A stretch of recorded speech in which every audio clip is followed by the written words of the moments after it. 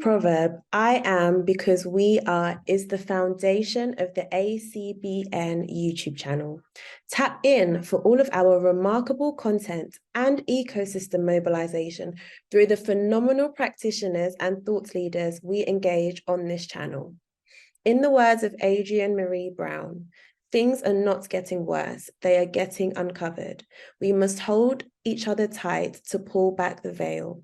Get ready for another amazing ACBN powered interview. It's going to get into all the issues concerning education, attainment, and we don't want to waste any time, so we're going to go ahead and get started. We love to start our sessions by acknowledging the original stewards of the various lands that we are on. We also acknowledge all of our ancestors and those who toiled without compassion or compensation. We acknowledge all the elders and community stewards whose shoulders we stand on as we build, share, and learn together for our collective liberation and sovereignty. As I said, we have a remarkable group of panelists today. We're going to have them introduce themselves, and we'll start with you, Camesha. Good afternoon, everyone. My name is Camesha Cox. I'm the founder and executive director. Been doing this work for 12 years, started in the Kingston, Galloway, Orton Park community with community-based literacy programs. And we're now as an organization scaling the work that started in Kingston, Galloway to various communities across the country. And I'm sure I'll have an opportunity during today's panel to share more specifically about the work. Thank you so much for that. I appreciate that. And Shakara? Hi, yes, my name is Shakara Joseph, and I am the CEO of Junior Achievement of Nova Scotia. We focus on youth education and literacy, financially, specifically entrepreneurship and career readiness. I have been in the educational space for the last 15 years and really focused on sort of Black and racialized individuals' participation in entrepreneurship and entrepreneurship education. I'm excited to be on this panel and learn from all of you as we, try to unpack some of the things that we know are the realities of Black learners or racialized learners. Absolutely. Thank you so much for being here. I appreciate that. And Mr. Jones, please go ahead and introduce yourself. Sounds good. Devon Jones. I'm a veteran school teacher with the Toronto District School Board. I've taught school for over 2 decades in different capacities. I'm also the founding director of YAAACE, that's the Youth Association for Academics, Athletics, and Character Education. Looking to share more of what YAAACE does in the education space around our community school initiative, which focus on addressing the gaps in achievement in the evenings and weekends by identifying struggling learners achieving below the provincial standards and closing those gaps in achievement. Appreciate that. Thank you so much. And we'll go ahead and start with you, Devon, if you want to let us know what inspires you most about the work that you do. Yeah, I think the work that we do in community around building capacity in children and youth, it's inspirational because you can change the life outcomes and you can change trajectories. I mean, I've worked in the Jane and Finch community for over 2 decades. So you see the implications of students who are not achieving or who haven't had great experiences in the school system. And you see the scathing rates of attrition and where those young people end up in the wrong system. So the work drives us because we can genuinely change the life outcomes of children and youth by providing them with ecosystems that's conducive to them being productive members of the larger social fabric. So that drive, I know that's a passion of mine, and that completely drives my team and myself. Appreciate that. Thank you so much. Camesha, what inspires you most about the work that you do? The most is the impact, whether it be the Reading Partnership for Parents program that's teaching parents how to teach their kids to read and walking them step by step through that process, and seeing parents come in, not really knowing how to approach teaching their kids to read, and at the end of their time in the program, feeling empowered, you know, understanding that they are a part of their child's learning, and seeing their child read and knowing that they help to create that impact. And then, you know, having the same families come back with younger children because of the impact of the program. Or, you know, 360 Stories, which is a program that basically turns kids into authors at the tender age of 9. And we're talking about kids who are, you know, reluctant writers, right? They don't want to write, but with the support, they get to write the story they want to tell and see themselves as authors. And then when you talk to them at the end of the program, they're excited to talk about the next story that they're going to write for writing. So there's just, you know, it's really the impact of the program and understanding how important literacy is. Like, you know, it's the thread that weaves through everything. And we need to ensure that kids get the start that they need. And that's what we're focused on, and knowing that we're achieving those kinds of outcomes, that kids are getting the start that they need, that parents are getting the support that they need to support their kids, makes it really worth it, and is inspiring. You mentioned the 360 program. Is that open for the public? Is it something that you can share? If you guys are going to mention any amazing programs that are open, if you can go ahead and drop the links in the chat so everyone can follow up on that, we'd really appreciate that.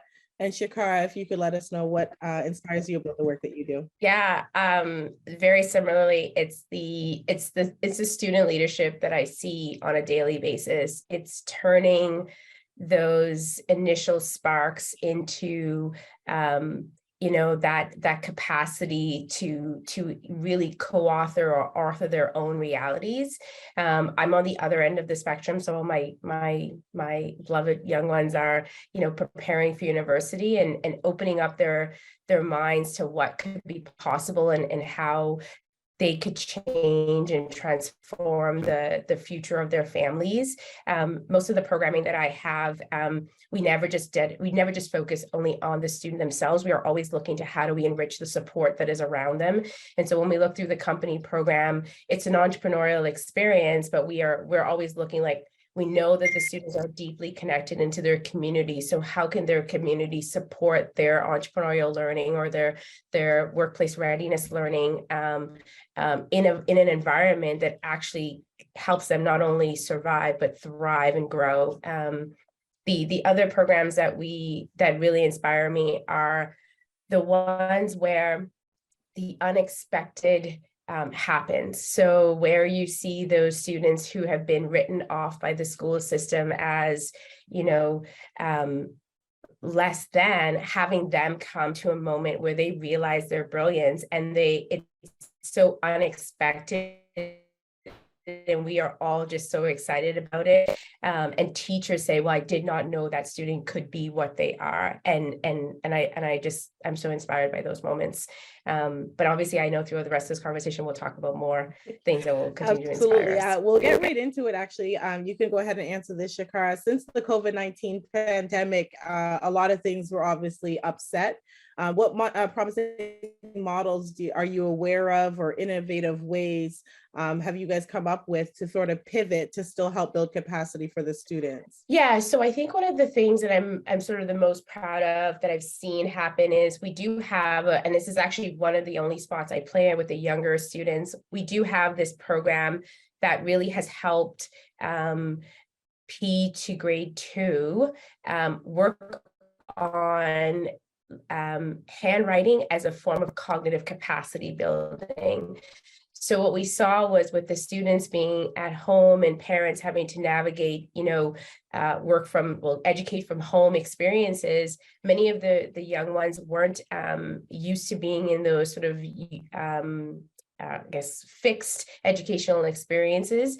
And so what this program does is it actually takes the art of handwriting, which, you know, everyone who's gone through a cursive experience knows how it puts the hand to a brain capacity. Like it's starting to move that neurological. I now understand that by moving this shape, this makes this sound. And it was developed by one of our Black educators here to help P2 students really start to find the mechanism to get introduced to schools in a way that seemed really non-threatening. What it's done for young people, or these little ones, is really just bring that confidence to the table, which we all know as a learner is more confident, they will have more success, they will be willing to take risks, and that starts at that young age. And so this handwriting program has really just been something that we started at a pilot school that's now moving into the entire Halifax School Board. That's great to hear. Thank you for sharing that. Devon, do you have any innovative ways, new models that you're using to help pivot and build the capacity of students since the pandemic? Yeah, so initially we started out with an amazing partnership with Spirit of Math. Spirit of Math it's a private entity, but we built this amazing partnership with them where we had our students working with them as part of a research project that I'll share later on in the chat.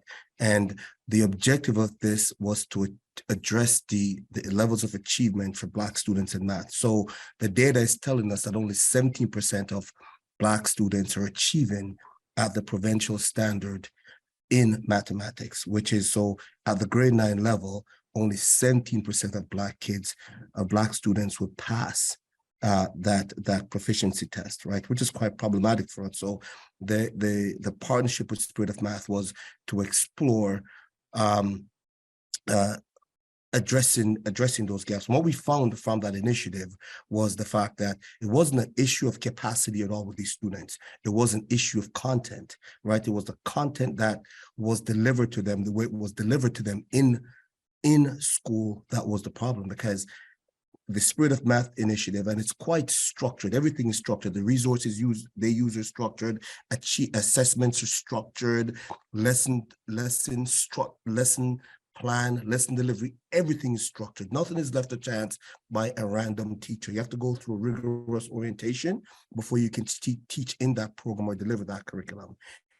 All the students jumped at least 1 to 3 grade levels over that period of time. So it tells us that our students can achieve, they're brilliant, but there's something wrong in day school that's compromising their ability to perform, right? So we're still working with them to implement a post-COVID iteration of that model, because we want to demonstrate to the school boards that these students are capable of learning.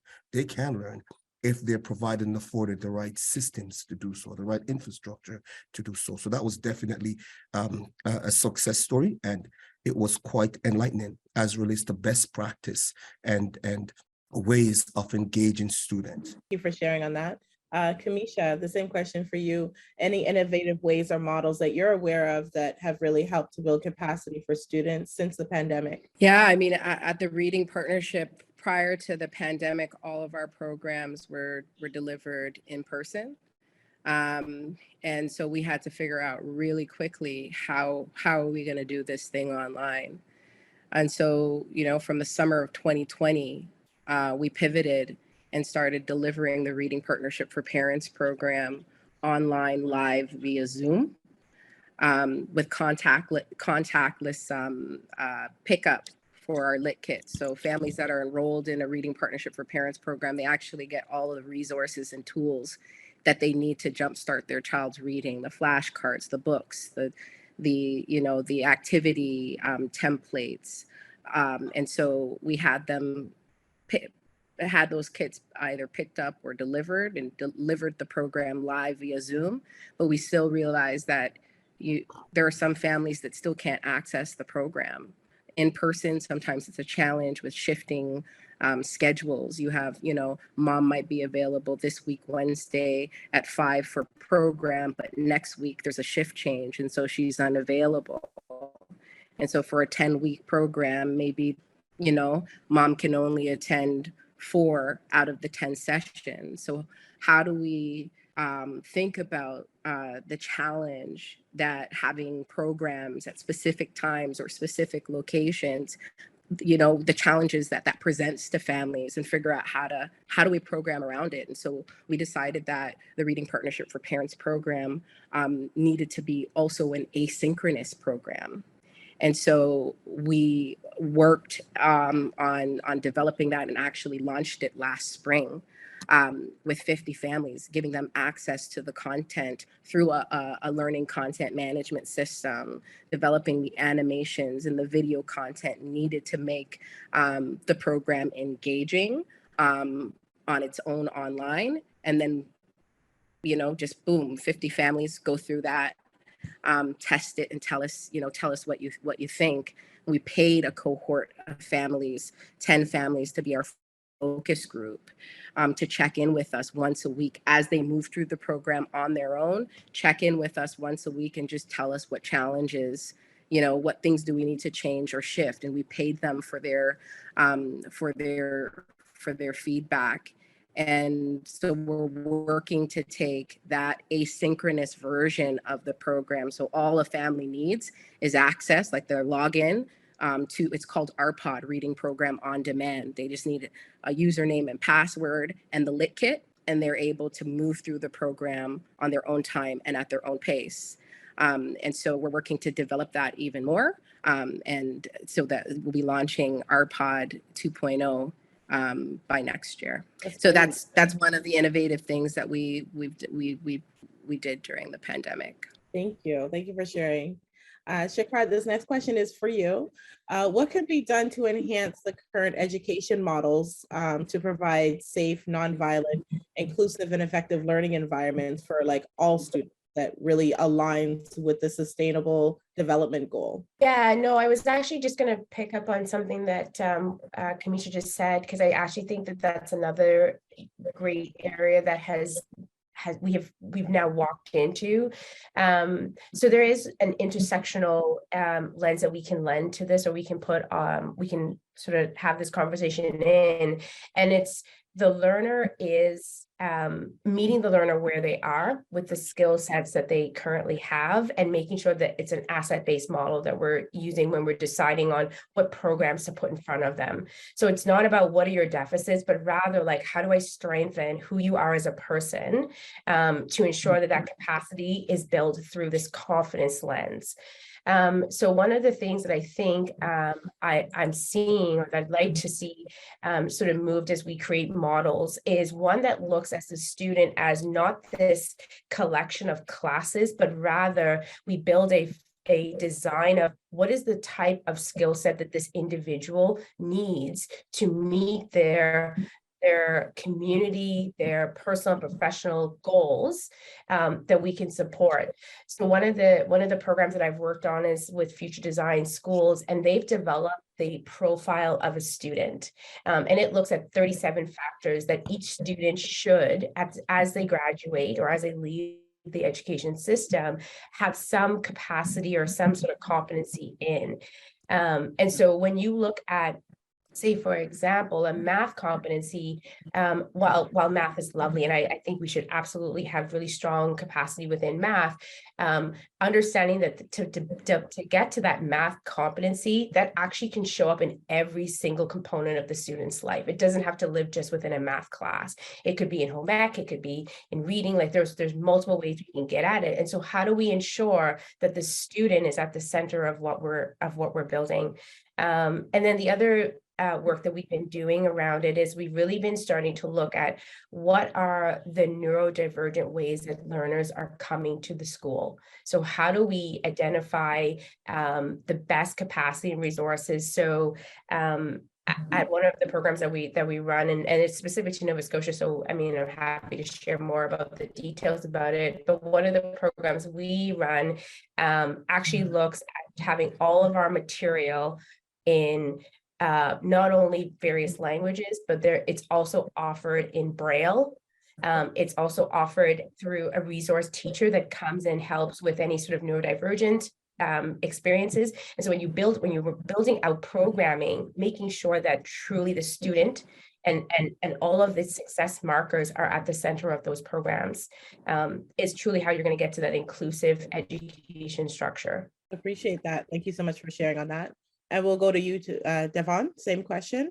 Yeah, I think as it relates to educational models and structures, I would like to see a greater level of coordination as it relates to infrastructure being created, say at the ministry level, and or just acknowledging the fact that we have to do more to accommodate the attrition of Black students. So at the ministry level, I would like to see a more comprehensive strategy in place that we can disseminate throughout communities, because I think folks are doing work in silo, but the fact remains that across the system, Black students are grossly underachieving, right? For whatever those reasons are. So the initiatives that we're piloting, they're great, but I would like to see the ministry acknowledge the fact that we have this reality in community. You can't have, any business with a 40, 50, 60% attrition rate or failure rate, and it continue to exist the way it does, and they continue to operate like everything is okay. Everything is not okay if we have such large number of students who are grossly underachieving. So at the ministry level, for example, there's no Black department to really address what's taking place with Black students. There's no strategy in place as it relates to what's taking place with Black students. There is no, there's an Aboriginal department at the Ministry of Education in Ontario, but there isn't one for Black students. Like, to me, that's the tragedy within itself. Yes, so we have brilliant people doing work in community, but the piece around disorganization, the lack of coordination, I think it's imperative and must be addressed. So this isn't work that we should be doing in silo. We should have the ability to hold the ministry accountable as it relates to what's taking place with Black students. So yes, we're doing brilliant work in our respective communities, but it needs to be coordinated, centralized, streamlined, so we can address this system-wide issue or the systemic issue around Black students' attrition and Black student underachievement, because Black kids who underachieve, they're going to Bay Street to get job on the stock floor. Those kids are, the outcomes for all of us is tragic, to say the least. So I think it's imperative that, we start advocating around systemic educational change, so we can put the appropriate infrastructure in place and we can hold people accountable. Like, these are children, these are a community. Malcolm said it best: only a fool will let his enemy educate his children. And the fact is that our kids are failing, and we need to do something about that. Absolutely. As an extension to that, can you share some examples of collaboration within the various levels of government or community stakeholders, even the private sector, how that, can go with to help the education advancement for Black children and youth? Some examples specifically. Yeah, so I spoke earlier about the partnership with Spirit of Math. The irony is Spirit of Math is a private entity. So because they're a private entity, and they have 100% success rate, juxtaposed to a 15%, to a 17% success rate of Black students, the ministry won't work with them, right? Does that make any sense? Of course it doesn't make sense. So the fact is, that's one example of a partnership with a private entity that we mobilized, we coordinated with. They accommodated hundreds of our students over a period of time to conduct longitudinal research to address what's taking place and see what we could build, and to see if this program would change the trajectory of Black students, and significantly did. So that's one example. The second example is working. This is in process or in progress. Working with Victor back in 2012, we started a transitional school. So what the transitional school was, it was an entity for students coming out of custody, right? So the transitional school that we'll be hosting there at YAAACE at 45 North Inch, we would accommodate students coming out of custody and accommodate them in a triaging capacity before they transition back to their achievement. In addition to that, we'll ensure that they transition into a school. They're not walking into a school on their own. They're walking in with support, social work support. They're walking in with a school board quadrant administrator who can say, will ensure that a principal is not going to say, where are you coming from? Or you're in detention? No, try the school across the street or try the school down the road. That's not going to take place. Better yet, the design of the program is our staff will connect with those young people when they're in custody before they even transition back to community as part of the triage. And so we're working on that with the Ministry of Children, Community and Social Services, the Youth Justice Division, the school board, TDSB and TCDSB. We occupy a TCDSB space, despite the fact that we primarily accommodate TDSB students, and both are contributing resources to this initiative. Appreciate that. Thank you. Yeah, yes, and I saw it in the chat. Yes, there was one location at Redemption, but there was also another location at 116 Industry. And the program was an amazing success. Recidivism rate is close to 75% for that group. I think we had 2 young people who breached. Was a 4% recidivism rate based on the fact that they were out past their curfew. So it spoke to the efficacy of the program, and it spoke to the significance of ensuring that young people aren't again back in the criminal justice system. So that program was a resounding success, despite the fact that it was just discarded by the school board. So we're trying to resurrect, we're in the process of bringing it back to life, and we can't wait to get it started. Thank you for that. Definitely, if there's any links to share that people can follow along, please do drop it in the chat. We appreciate that. And this question is for you, Camesha. We're gonna go back because I know we lost you for a bit. What can be done to enhance current education models to make them, provide a safe space and be more inclusive, to provide an effective learning environment for all students? And do you have any specific examples of what that can look like? Yeah, I think that acknowledging that there's an issue is number one. Like, we have governments that talk about increasing graduation rates and really being proud of the graduation rates across Ontario. And then when you look at specific communities, like the ones that the Reading Partnership focuses on, the Kingston, Galloway, Orton Park community, what does the graduation rate look like in that particular community? I think one of my biggest challenges is that from the onset of a child's learning in kindergarten, the school board and the ministry understands and knows exactly which kids are going to struggle to meet provincial standards in grade 3 based on the assessments that they do in kindergarten. So there are these standardized assessments that are in place. In kindergarten, it's the EDI, the early development instrument. We can understand and make projections for which kids are going to struggle to make to meet provincial standards in grade 3, yet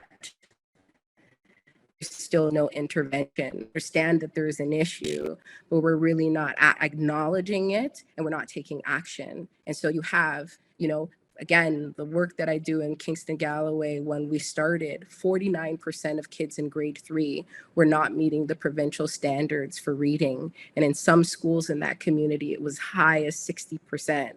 So they're taking the standardized tests in grade 3, but we understood that 60% of them in kindergarten were going to be there, and we did nothing about it. Absolutely nothing. And the interventions that are in place, so for example, there's the reading recovery programs for kids in grade 1, but not every school has a reading recovery teacher.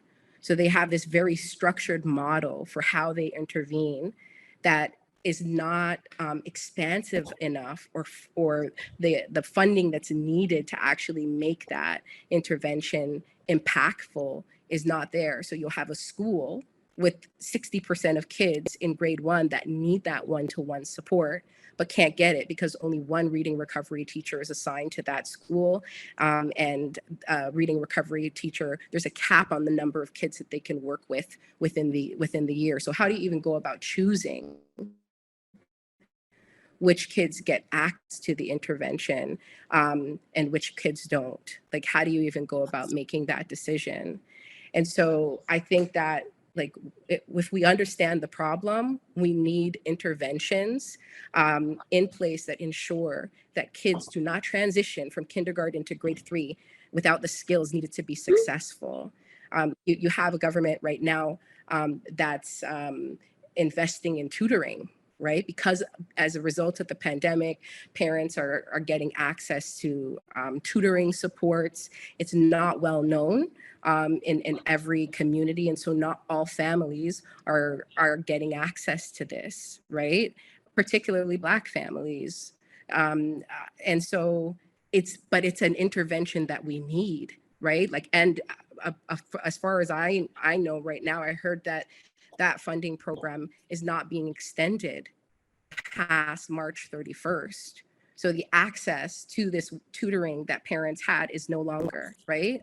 And we know that in Black communities where there are low-income families, if I have to choose between putting food on the table or paying for my kids to get support from a tutor, I'm gonna put food on the table, right? So tutoring programs and services should be free to low-income families. It's a no-brainer.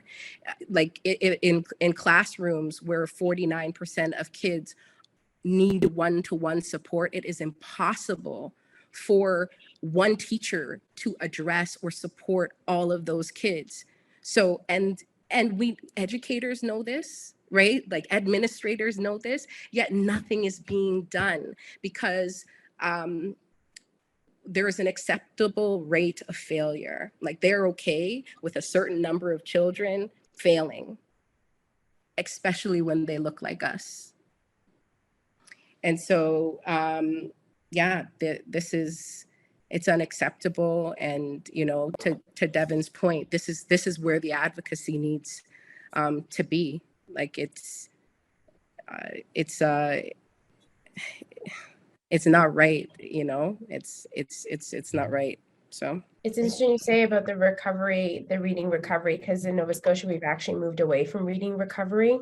And so for the P to 3, there's now a literacy strategy that's more they're intervening in any of the students they're needing supports. They assume that each classroom needs at least 2 to 3 individuals just focus on reading literacy in addition to the teacher. But where Nova Scotia is struggling to meet outcomes as it relates to racialized and Black students is that the support needs to go beyond just the classroom, and it has to move into community. It has to be that like school to community bridge that is like, I'm not suggesting that parents need to walk home with the curriculum, but there needs to be that like whatever is being like taught in the classroom or explored in the classroom, that the community also has the mechanisms to help reinforce it. One of the professors or the teachers that I've worked with, she actually started a read from home program with her students. So she would have an open night where she would read to her students in lieu of parents reading to their students. So you could just bring your kids online and she would read to them. And this was met by huge controversy because it's like, well, you know, should you be reading to kids outside of hours? Is it because it's not a part of your teaching arrangement? The union doesn't want you doing it. But in reality, like without this teacher extending that reading time with the students, they actually don't get it. So I think whatever we build, I like the idea that it's led by government, but I think that it has to be completely supported and endorsed by a community, whether it's through public partnerships or private-public partnerships, fostering that, but I do think it has to live in community. Absolutely. As an extension to what you've already said, Shakara, what, as you know, education attainment has always been a pressing need in the community. What do you feel we can do as Black parents and the extension of, you know, the community, as you said? So one of the things that I really have been advocating for is access and the removal of barriers around helping parents support their learners on their journey. And so we've have it's an athletic team here, and we've been doing some work with them around sort of math outcomes and reading outcomes. And what was really interesting is that their parents wanted to be a part of that experience. But of course, whatever barriers prevented it. And so what I think as parents, we need to be the most vocal about how we get support, and we must not back down in allowing educators, as well-meaning as they are, to deter us from what we know our kids and our students need. So when we work with parents and communities, we're asking them to be our eyes and help us provide pathways for their students based on what they see. And most of the programming that we develop for our students is led with parental support and parental involvement in how we develop that. So we are a not-for-profit organization. That is our role. As it relates to the school system, I think when we find champions in the school who supports that journey for students, where it's a personalized experience for a student, those are the places where we have the most success. It's educators who are committed to that student's experience of what success looks like. So if your student needs math support, it doesn't matter if it's, you know, math support that's developed by Imhotep here at Dalhousie, or if it's a tutor that's at the Black Cultural Center. It just, for us, it just, we are motivated to get that student the support wherever it's appropriate and where the student feels the most comfortable taking that support from. Thank you so much. Devon, what do you think that Black parents in the community needs to do to help? Parents, or just them being aware of how the system works or how it operates, I think is critical. For example, there's a system of promoting or transferring students that's in place. So if I'm in grade 1, and to Camesha's point around the EDI, if I'm in grade 1 or kindergarten grade 1, and if I don't do well, they're going to transfer me, right? So when you transfer a student, it means that they have not met the requirement of that grade level, but I'm going to move them ahead despite the fact that they have not met that requirement. So I'm leaving grade 1, and I'm going to go to grade 2. But the fact is that I have not met the requirement at grade 1. And the way the curriculum is designed, they build on what you've acquired or achieved in the previous grade. So if you're struggling in grade 1 and you then get transferred as opposed to being promoted to grade 2 is going to be a problem, because you have not met the basic requirement at the grade 1 level to achieve at the grade 2 level. So our proposal to the boards are, we want to identify all the kids who you're transferring as opposed to being promoted, who are struggling. We want to identify each and every single last one of those students so we can provide them with that level of remedial support. And to Shakara's point, like, yeah, we want to control the narrative, and we want to make sure that in partnership with you, the school boards and the ministry, we are closing that gap and we're building capacity in those students. Right. And they'll walk away from that doing nothing. In the same way that if I, go to a professional development conference, I leave, overwhelmed, a lot of information, a lot of good things that I should do and implement, but where do I start? And so through the Reading Partnership for Parents program, we're walking parents step by step through the process of teaching their kids to read. We're giving it to them bite size, creating an environment for them to practice, for us to be, to model and then step back and be the guides on the side that watch them as they interact with their child, giving them an opportunity to continue to practice at home, and then come back to us and talk about it. How did you do? Did you get to the lessons? You didn't do it this week. What happened? Time, you didn't have the time. How do we carve out the time? On the walk to school, what can you do? During when you're preparing the meal, what can you do? During bath time, what can you do, right? To incorporate some of these things into the learning. And a lot of parents walk away from the program talking about the fact that they were able to develop patience, that they now understand how their child learns, that they understand that learning needs to be fun, right? So I really feel like parents want to support their children. They just need the support to do that, right? We have to teach them and support them in supporting their children so that they could be more active and engaged. Thank you so much.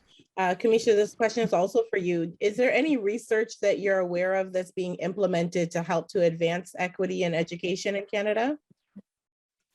I mean, like the Ontario Human Rights Commission launched a report last year around this time called Right to Read that really talks about the way in which we've been going about teaching children to read and in the wrong way. And that's why we're seeing the outcomes and the results that we're seeing in schools, talking about the fact that teachers leave teachers college unprepared to actually teach kids to read. And so this research is really putting pressure on school boards and the system to think about evidence-based models for actually teaching kids to read. Like as a teacher, I left teachers college having absolutely no clue where to start. And so, and this is a reality. It's the fact that I know how to teach a child to read and have a strategy and a model for doing that. That's professional development. That's my own interest, right? So we have teachers across classrooms across Ontario that do not know what the heck they're doing, right? And there are some kids that are in their classrooms that will still advance and do well because they have all of the support at home, and they're in Kumon, and they're in this after school program, and so they have a parent that was read to, and so they're reading to their children, and so they have an environment at home that allows them to strive whether or not what's supposed to be happening in the classroom is happening. And then you have kids that don't have that environment, right? And are coming in and really need to be in a classroom with a teacher that knows what they're doing so that they get the education that they need to be able to move on to the next grade, having the skills that they need to succeed. And it's not happening. So with this Ontario Human Rights report, school boards are having to look dig deeper, and teacher education programs are having to try to figure out how they incorporate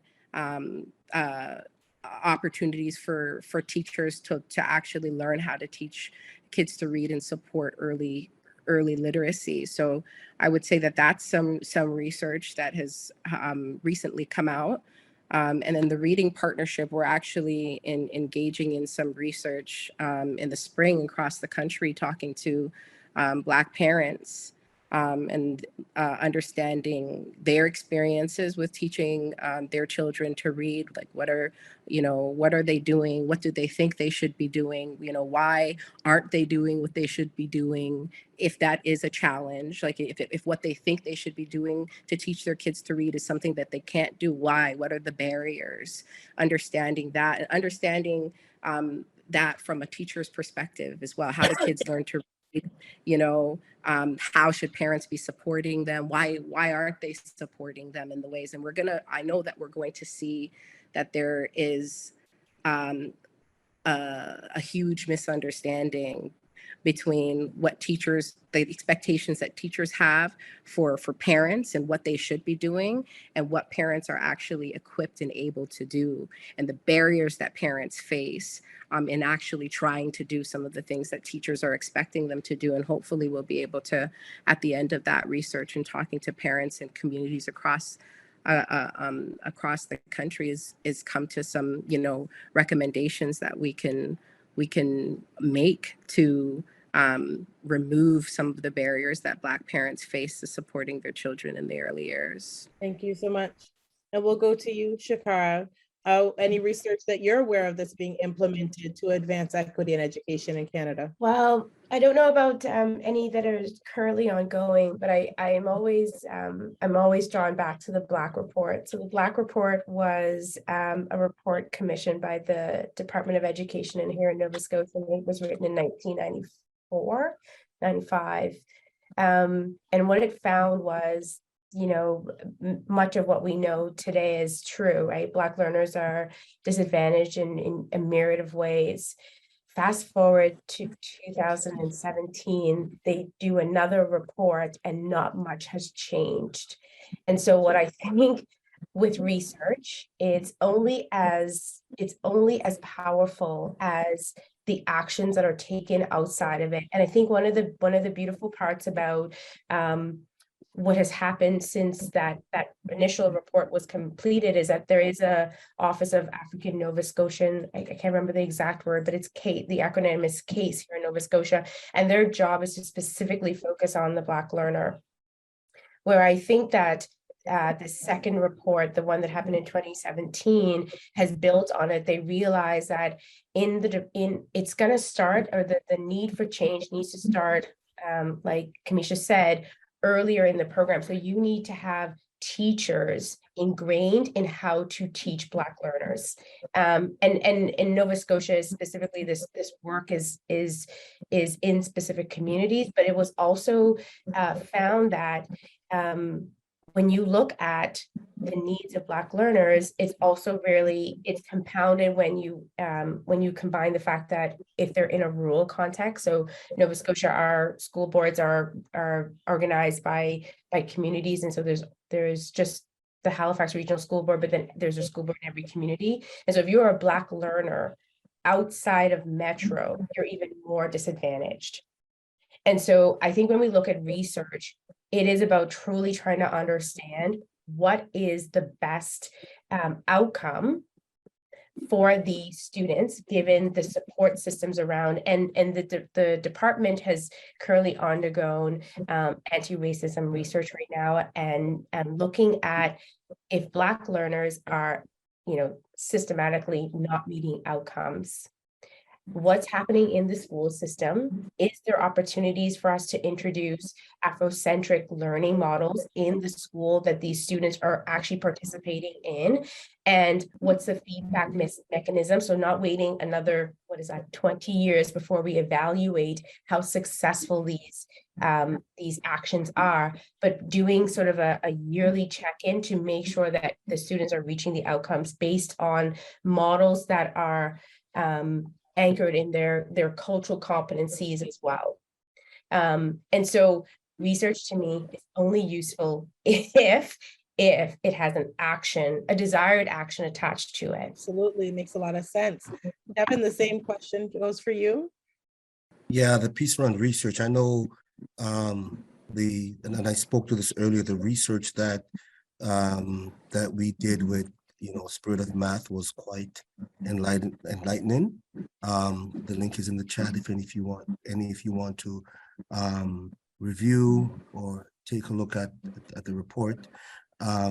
Yeah, but research is absolutely important because, you know, it allows us to look and see and evaluate best practices. But I think to the next question, I'm going to jump to the next question. Before we start doing research, we have to better understand the data. You know, we have to better understand the data set. And, you know, I know, for example, the TDSB collects data, they collect race-based data.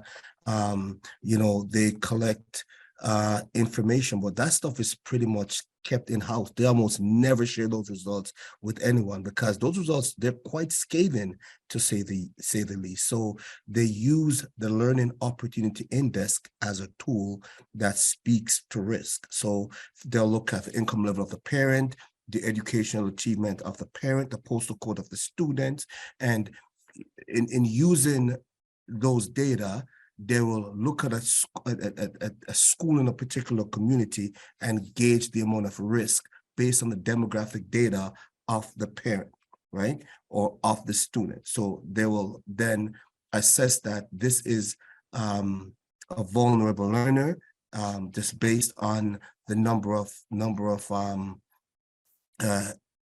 check boxes as per the LOI. So then if you think about it logically, if students in particular communities are checking those boxes, you would assume that they then know that there's a level of intervention that should take place in those schools or in those communities. So the schools in Jane and Finch are high on the LOI, right? On the LOI, you don't want to have a high score, you want to have a low score, right? So the schools in this neighborhood, they're high on the LOI. But despite the fact that there's a significant number of schools in this neighborhood on the LOI, meaning that the schools, the students are at risk of failing, it's business as usual. They operate in the same way, right? So we're navigating a unionized space. Some classrooms, my co-presenters shared this earlier, some classrooms should have 2 teachers in them.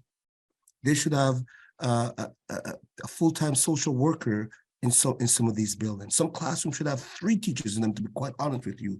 That's how vulnerable these students are. So, you know, to Sister Shakira's point, if we're going to conduct research, or if we have tangible data that speaks to attrition and we don't attach an action to it, then what is the point of that research? So if we know that some of these schools have to look radically differently with the number of resources attached to them, the number of support attached to particular students, then if we're going to conduct research, we have to make sure that we're mindful of how we address the results. We can't hear that, oh, it's a unionized space, so we have to operate in a manner of equality. No, this is an issue of equity, just based on your need. We can't treat every community the same. We can't treat every learner the same.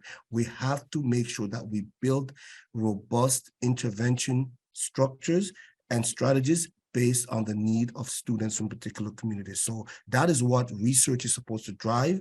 That is what data is supposed to drive. But if then we're going to come across a unionized roadblock as it relates to making sure everything is equal and left the same, then we'll fix nothing. That is why when we have access to that data, we have to act accordingly, out of bounds, or out of the structure of school, to make sure that as community, we can address that work in a very equitable way.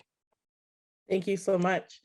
And we definitely have more to discuss on this topic, but we are going to be respectful of time. And so we will be having a part 2 to this discussion next month. But I want to go to closing thoughts, starting with Shakara, please. Yeah, no, I think that we are, as a community, embarking on a very new, well, it's not new, it's the same, but it's just more expanded era with a student. So the learner is, upon graduation, that's always the measurement for me. So once they have graduated school, are they able to be contributing community members? Are they able to see themselves in, you know, meaningful work and, you know, supports their communities? And with the changing demographic and the changing world we live in, we are doing a complete disservice to our students to not really start to challenge some of the systems and the way that they perpetuate the type of students that our communities are able to produce. I'm not suggesting that there aren't brilliant students that come out of our communities, but I know that when one student has been left behind, that's too many. Absolutely. We thank you for that. And I want to thank each and every one of our panelists for being here today. As I said, we're going to invite them back next month. to extend this conversation a bit further. I want to thank everyone for coming out, and we're going to end this session the same way that we began, by acknowledging the original stewards of the various lands that we are on. We also want to acknowledge our ancestors and those who toiled without compassion or compensation. We acknowledge all the elders and community stewards whose shoulders we stand on as we build, share, and learn together for our collective liberation and sovereignty. Once again, thank you everyone for coming out today.